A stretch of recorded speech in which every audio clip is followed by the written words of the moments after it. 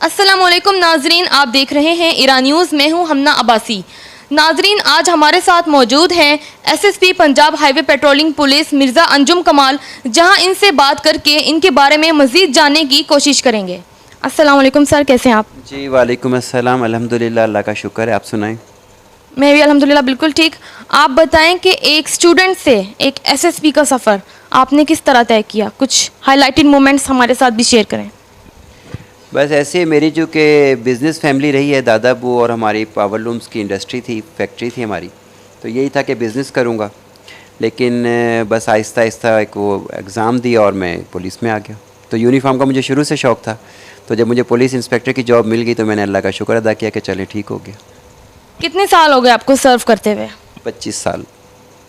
Great, 25 साल। आपने किस किस शहर में सर्विस दी अपनी? मेरी ज़्यादातर फैसलाबाद रेंज में रहा हूँ बतौर इंस्पेक्टर। चनियोट, झंग, टोबा टेक सिंह, फैसलाबाद, फिर लाहौर भी रहा हूँ, सरगोदा भी रहा हूँ। तो पंजाब के मुख्तलिफ़ अजला में और मुख्तलिफ़ फील्ड में रहा हूँ, मतलब सिर्फ पुलिस में नहीं, थानों में नहीं, ट्रैफिक में भी रहा हूँ, सीटीडी में भी रहा हूँ, पंजाब हाईवे पेट्रोल में अब मैं रहा हूँ, पहले भी यहाँ पे था, स्पेशल ब्रांच में भी रहा हूँ। मतलब तकरीबन जितने भी हमारे पुलिस के जितने एस्पेक्ट्स हैं वो सारे देख लिए। अब आप हमें कुछ बेसिक चीज़ें बताएंगे, लाइक कि पंजाब हाईवे पेट्रोलिंग पुलिस के अगराज़ व मकासद क्या हैं? पंजाब हाईवे पेट्रोल, जैसे कि इसके नाम से ज़ाहिर है कि ये हाईवे की पेट्रोलिंग पुलिस है। हमारी जो गाड़ियां हैं वो हाईवे पर 24/7 पेट्रोलिंग करती हैं। उसमें ये आपको याद होगा 2004-05 से पहले अक्सर होता था कि बस लूट ली गई, फ्लाइंग कोच लूट ली गई, इस तरह से हाईवेज़ पे वारदातें होती थी। लेकिन जब से ये पंजाब हाईवे पेट्रोल कैंप पजीर हुई है तो वो वारदातें अब तकरीबन ना होने के बराबर हो गई हैं। तो हम लोग, हमारी जो गाड़ियां हैं, जहाँ जहाँ हमारी हाईवेज़ हैं, हमारी हर पोस्ट जो है उसका तकरीबन जो बीट एरिया है 25 to 40 किलोमीटर होता है। मतलब उसमें हमने हमारी पेट्रोल करना होता है 24/7, 24 घंटे करते हैं, कोई ऑफ़ नहीं होता। उसमें एक तो पेट्रोलिंग से ये फ़ायदा होता है कि आपका क्राइम कंट्रोल होता है। दूसरा ये कि अगर उस बीट एरिया में किसी को कोई मदद की ज़रूरत है, गाड़ी का टायर पंक्चर हो गया है, फ्यूल ख़त्म हो गया है, गाड़ी ख़राब हो गई है, या कोई फैमिली है जो रात को लेट नाइट या किसी भी वक्त इनसिक्योर फील कर रही है, तो वो जस्ट डायल 1124 पे करेंगे। हमारे सेंट्रली हेडक्वार्टर पे वो टच होगा लाइन उनकी, वहाँ से वो हमारे बीट एरिया के अफसर को फ़ोन करेंगे। वो ऑफिसर अपने मोबाइल से उस कॉलर को फ़ोन करेंगे और विदिन 15 to 20 मिनट्स इंशाल्लाह हम उनकी हेल्प करेंगे। लोगों की वेलफेयर के लिए आप क्या नए इकदाम हैं जो कर रहे हैं? लोगों की वेलफेयर के लिए हम एक तो ये रोड पे हम इनकी, चूँकि ज़ाहिर है इंसान है, गलती भी होती है, लेकिन हम कोशिश करते हैं कि हमारे लड़के, हमारे ऑफिसर्स हर वक्त सड़क पे मौजूद रहें।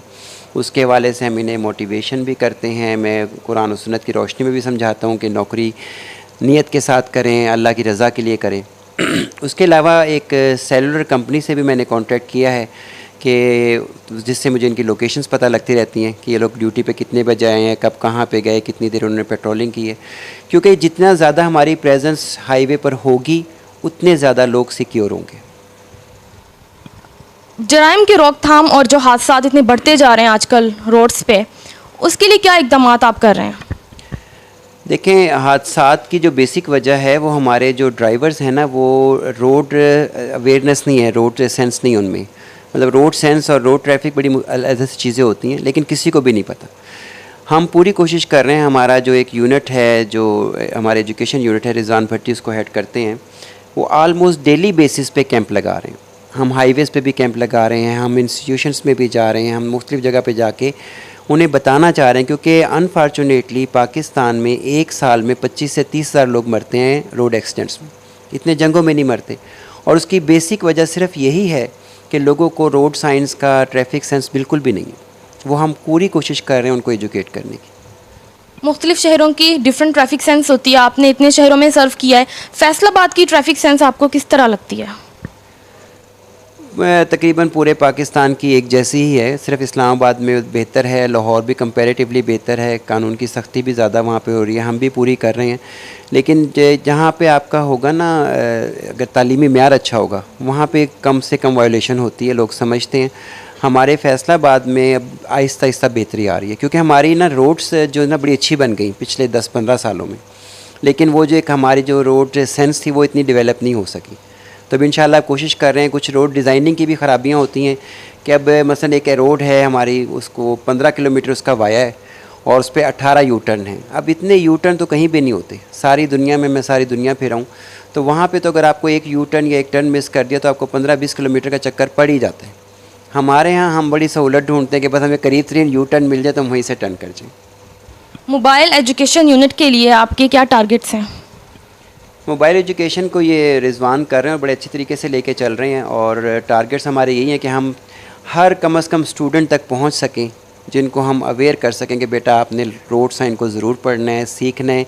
इससे ना सिर्फ आपकी ज़िंदगियाँ महफूज होंगी बल्कि आपकी फैमिली की भी महफूज होंगी। आजकल हम देख रहे हैं कि वुमेन भी जो हैं बहुत ज़्यादा आती जा रही हैं, ड्राइविंग में सीख भी रही हैं, सिखा भी रही हैं, तो इनकी अवेयरनेस के लिए आप क्या मैसेज देंगे, स्पेशली फीमेल्स को? देखिए, फ़ीमेल्स का ना बहुत ज़रूरी होता है, क्योंकि एक घर की माँ ना एक पूरी नस्ल तैयार करती है। अगर घर की माँ या घर की हमारी बेटी अपने सबको गाइड करे, अपने भाइयों को, अपने बाप को, अगर वो वन वे तोड़ते हैं, वो बैठी हुई वो रोकें कि पापा ऐसे ना करें, भाई ऐसे ना करें, और अपने बच्चों को भी ऐसी हिदायत दें, तो मेरा ख्याल है कि वो बहुत बड़ा रोल प्ले करेंगी इसको बेहतर बनाने में। वुमेन की अभी तक पेट्रोलिंग पुलिस में एंट्री मुझे नहीं लगता कि हुई है, तो अगर कोई इन फ्यूचर वुमेन आना चाहे पेट्रोलिंग पुलिस को सर्व करने के लिए तो क्या क्राइटेरिया होगा, उसकी क्या रिक्वायरमेंट्स हैं? नहीं, ऑलरेडी हमारे पास वुमेन सीटें मौजूद हैं और हमारी फ़ीमेल स्टाफ मौजूद है, वो हमारी पोस्टों पे भी तैनात हैं और वो हमारे साथ शाना बशाना नौकरी कर रही हैं। क्या क्राइटेरिया होता है? वो एक स्पेसिफिक होता है, हमारा ये नहीं होता कि मतलब एक पंजाब पुलिस का जो क्राइटेरिया जिस सीट के लिए होगा उस हिसाब से उसका क्राइटेरिया होता है, जिसमें कुछ बेसिक होती है, एंड्योरेंस टेस्ट होते हैं, हाइट, फीमेल की हाइट एक कंपलसरी होती है, उसके बाद एक रनिंग का टेस्ट होता है, उसके बाद फिर किसी भी सर्विस के थ्रू इनका इम्तहान लिया जाता है। मतलब वो एक जो प्रोसीजर जो जैसे PCS का या CSS का होता है उसी टाइप इंडक्शन होती है हमारी भी। SSP मिर्ज़ा अंजुम कमाल अपनी फील्ड में तो बहुत ज़्यादा एनर्जेटिक, लॉयल और हार्ड वर्किंग है, अपनी फैमिली के साथ कैसे हैं? फैमिली के साथ तो ये फिर मेरी फैमिली बता सकेगी, मैं तो नहीं कह सकता। नहीं, किस तरह आप कितना टाइम उनको दे पाते हैं, किस तरह मैनेज करते हैं अपनी ड्यूटी भी अपनी फैमिली भी? मैं 2000 में SHO रब्वा तैनात था, तो वहाँ मेरी मुलाकात हुई हमारे DIG साहब से, चौधरी याकूब साहब जो बाद में IGP बने। उन्होंने उस वक्त मुझे एक गाइडलाइन दी थी, उन्होंने कहा था बेटा आपने अच्छा मैनेजर बनना है। तो मैं बड़ा हैरान हुआ कि इंस्पेक्टर और मैनेजर कुछ समझ नहीं आई बात। मैं कहा सर मैं समझा नहीं, मतलब मैं I am inspector and I am SHO, तो मैनेजर कहते नहीं, आपने बेटा टाइम मैनेज करना है, ऑफिस का टाइम ऑफिस को, दोस्तों का दोस्तों को, स्पोर्ट्स का स्पोर्ट्स को, फैमिली का फैमिली को। उसमें समटाइम्स आपको अपना आराम मारना पड़ता है। लेकिन मैंने अब इस बात को देखने के आज तकरीबन 21 साल हो गए, मैंने एक टाइम मैनेजमेंट की हुई है। मतलब मैं डेली स्पोर्ट्स भी करता हूँ, पिछले तकरीबन 30-35 सालों से टेनिस खेल रहा हूँ, वो भी खेलनी है, फैमिली को पूरा टाइम देना है, दोस्तों को पूरा टाइम देना है, ऑफिस को पूरा टाइम देना है, मतलब एक उस सर्कल के अंदर में। और अल्हम्दुलिल्लाह मेरा ख्याल है कि मुझसे किसी को शिकवा नहीं है। बहुत अच्छी बात है कि दोनों चीज़ों को बैलेंस रखना चाहिए। लोगों की आगाही के लिए आपका क्या विज़न है? बहुत ज़रूरी है कि सबको अवेयरनेस हो, और टाइम मैनेजमेंट के हवाले से भी मैं कहूँगा कि अपने आप को टाइम मैनेज करें, ताकि ना लाइफ बड़ी कंफर्टेबल हो जाती है। और अपने लिए स्पोर्ट्स का टाइम ज़रूर निकालें। ये मतलब टीन एज में या 20-25 साल की उम्र में स्पोर्ट्स करने से कोई फ़र्क नहीं पड़ेगा, लेकिन वो आपको पे करती है जब 40 और 50 क्रॉस करते हैं ना, फिर वो पे करना शुरू करती है, आपकी आदत बन जाती है। तो मैं सबसे ये ज़रूर रिक्वेस्ट करूँगा कि स्पोर्ट्स आपको वैसे भी आपकी शख्सियत बनाता है, आपको हार के जीतना सिखाता है, आपके अंदर पेशेंस आता है, तो स्पोर्ट्स की एक्टिविटीज़ लाजमी अडॉप्ट करें। कौन कौन सी स्पोर्ट्स में आप इंटरेस्टेड हैं? मैं तो खुद टेनिस का खिलाड़ी हूँ, टेनिस खेलता हूँ, इससे कबल बैडमिंटन खेलता रहा हूँ।